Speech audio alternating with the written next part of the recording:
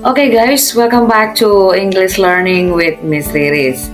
So for 8th grader, today we are going to learn about another topic in kindness and friendship chapter about imaginative story, and we are going to move to the second highlight story for this chapter. And I hope you have already watched the video that I share in Afresto.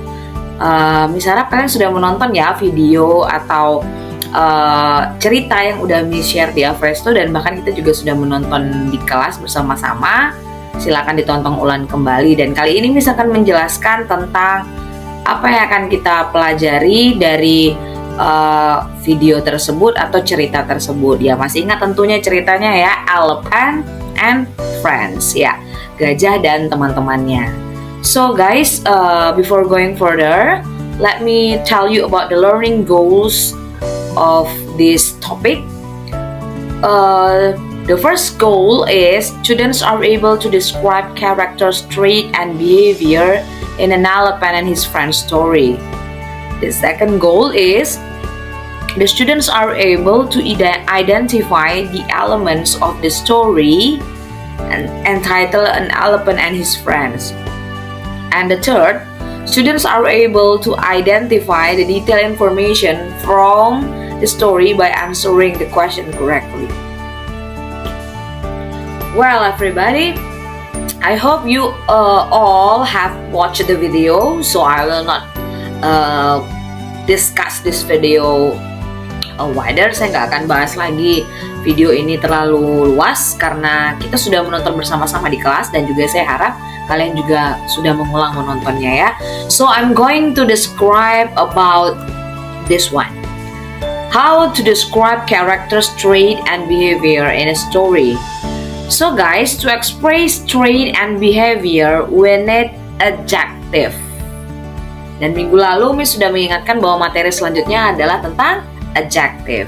Adjective adalah kata sifat. Nah, kita perlu kata sifat untuk kita gunakan ketika kita akan mendeskripsikan perlakuan dan juga karakteristik atau sikap dari tokoh-tokoh yang ada di dalam imaginative story.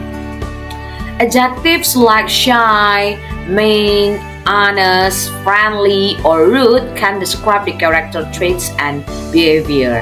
Jadi banyak sekali contoh kata sifat dalam bahasa Inggris seperti kata shy, kemudian honest, friendly, itu digunakan untuk mendeskripsikan karakter, perlakuan, dan sikap yang dimiliki oleh para characters atau tokoh di dalam cerita.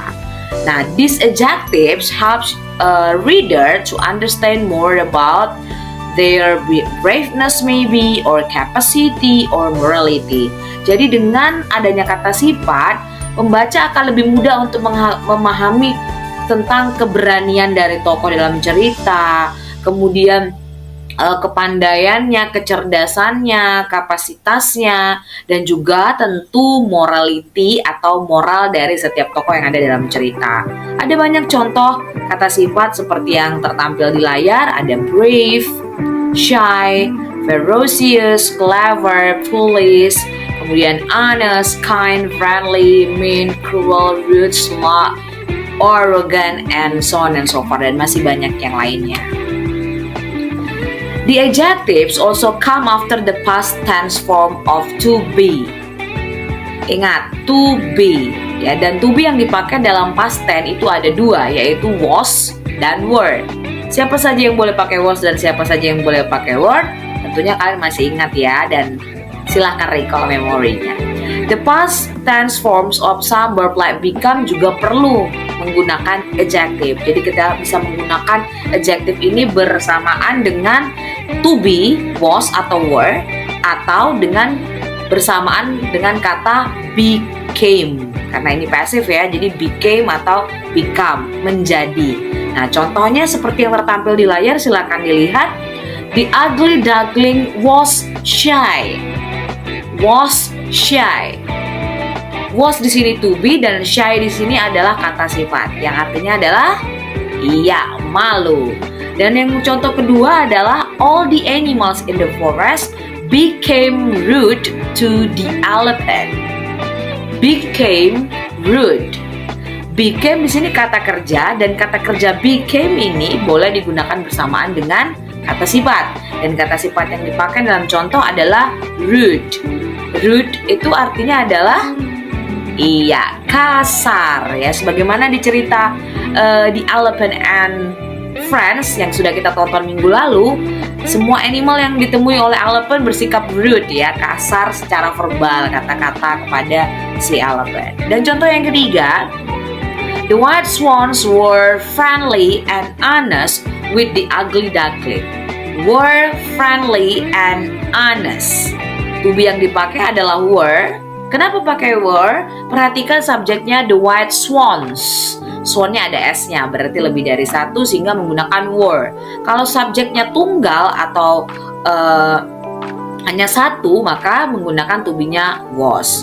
Dan kata sifat yang dipakai di contoh ketiga ini adalah friendly and honest. Friendly artinya ramah dan honest artinya betul sekali, jujur.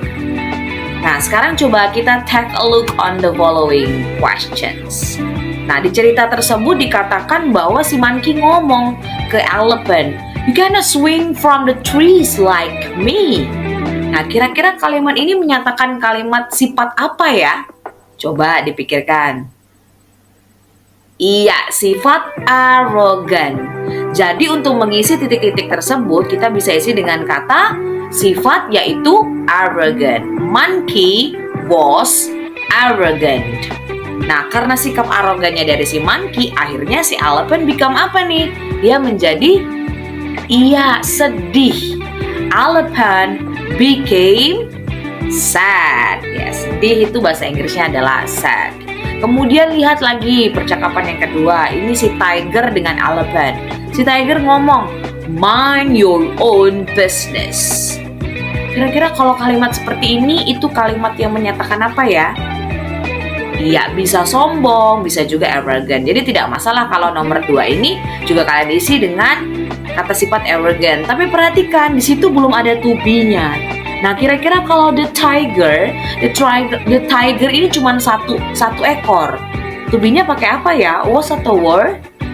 Oke, pakai was. So, kalimatnya menjadi the tiger was arrogant. Boleh pakai kata arrogant juga karena arrogant juga kata sifat yang mewakili sifatnya si tiger.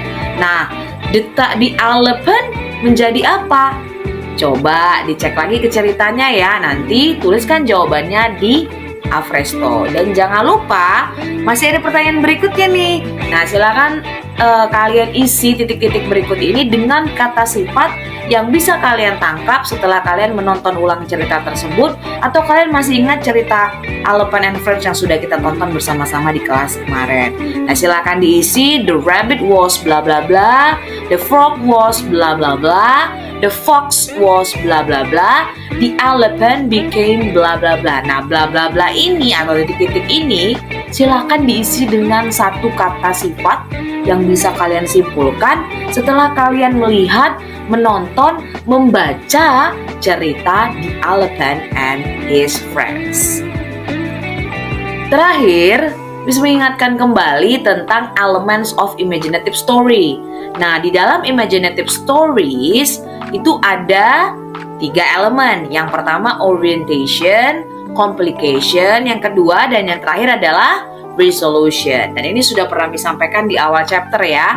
Orientation ini isinya apa saja sih? Isinya adalah perkenalan, introducing. Introducing apa? Setting of the story, time and place, and also the characters. Tempat, waktu, dan siapa saja tokohnya. Kemudian complication itu isinya apa? Complication isinya adalah problem yang dihadapi oleh characters. Dan ditutup dengan resolution atau solusi terhadap konflik yang dihadapi oleh characters tersebut dalam cerita. Nah, di dalam imaginative story itu ada komponen lain seperti characters, kemudian setting, kemudian konflik, dan semuanya itu melibatkan simple past tense dan juga penggunaan adjective, kata sifat. Oke guys, this is the end of my explanation. Inilah akhir dari penjelasan Miss tentang adjective. Ingat, adjective adalah kata sifat dan kata sifat bisa digunakan bersamaan dengan to be, was atau were, dan juga bersamaan dengan kata became atau become. Nah, jangan lupa di akhir dari chapter ini akan ada project yaitu storytelling activities.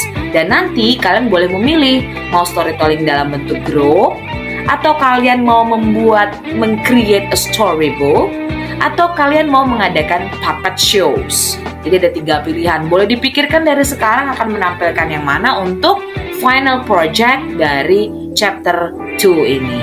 That's all for today. Thank you very much for watching the video and see you at class. Bye-bye and have a nice day.